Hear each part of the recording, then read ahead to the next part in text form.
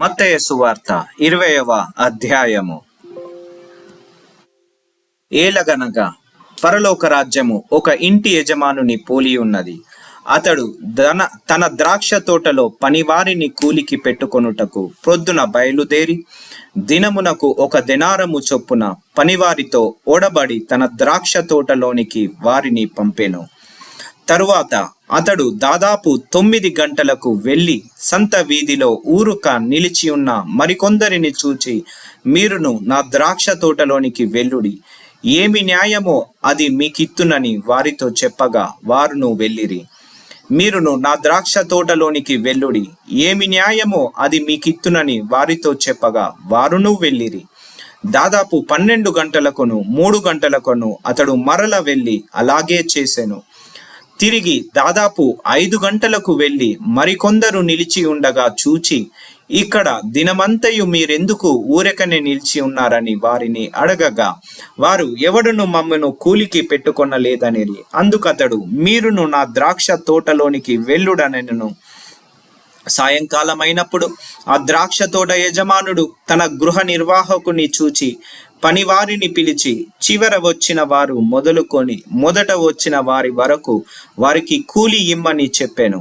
దాదాపు 5 గంటలకు కూలికి కుదిరిన వారు వచ్చి ఒక్కొక్క దెనారము చొప్పున తీసుకొనిరి. మొదటి వారు వచ్చి తమకు ఎక్కువ దొరికిననుకొనిరి గాని వారికి ఒక్కొక్క దెనారము చొప్పుననే దొరికెను. వారది తీసుకొని చివర వచ్చిన వీరు 1 గంట మాత్రమే పని చేసినను పగలంతయు ఎండబాధ సహించిన మాతో వారిని సమానము చేసితివే అని ఆ ఇంటి యజమాని మీద సనుగుకొనిరి.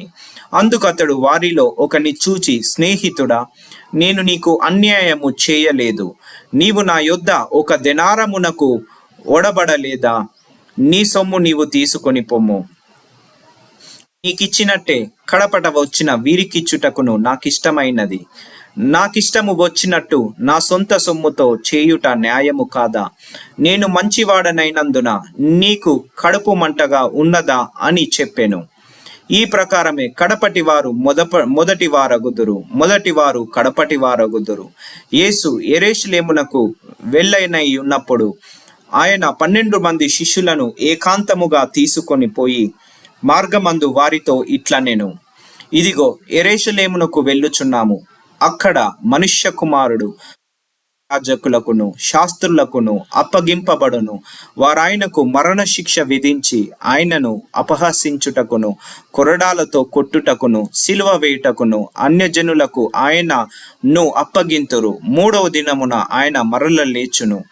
అప్పుడు జెబెదయి కుమారుల తల్లి తన కుమారులతో ఆయన యొద్దకు వచ్చి నమస్కారము చేసి ఒక మనవి చేయబోగా, నీవేమి కోరుచున్నావని ఆయన అడిగేను. అందుకామె, నీ రాజ్యమందు ఈ నా 2 కుమారులలో ఒకడు నీ కుడి వైపునను ఒకడు నీ ఎడమ వైపునను కూర్చుండ సెలవిమ్మని ఆయనతో అనెను. అందుకు యేసు, మీరేమి అడుగుచున్నారో అది మీకు తెలియదు. నేను త్రాగబోవు గిన్నెలోనిది మీరు త్రాగగలరా అని అడగగా వారు త్రాగగలమనిరి. ఆయన, మీరు నా గిన్నెలోని త్రాగుదురు గాని నా కుడి వైపునను నా ఎడమ వైపునను కూర్చుండనిచ్చుట నా వశమున లేదు. నా తండ్రి చేత ఎవరికి సిద్ధపరచబడేనో వారికే అది దొరుకునని చెప్పాను. తక్కిన 10 మంది శిష్యులు ఈ మాట విని ఆ 2 సహోదరుల మీద కోపపడిరి. గనుక యేసు తన యొద్దకు వారిని పిలిచి, అన్యజనులలో అధికారులు వారి మీద ప్రభుత్వము చేయుదురనియు వారిలో గొప్పవారు వారి మీద అధికారము చేయుదురనియు మీకు తెలియను. మీలో అలాగుండకూడదు. మీలో ఎవడు గొప్పవాడై ఉండగోరునో వాడు పరిచారకుడై ఉండవలెను.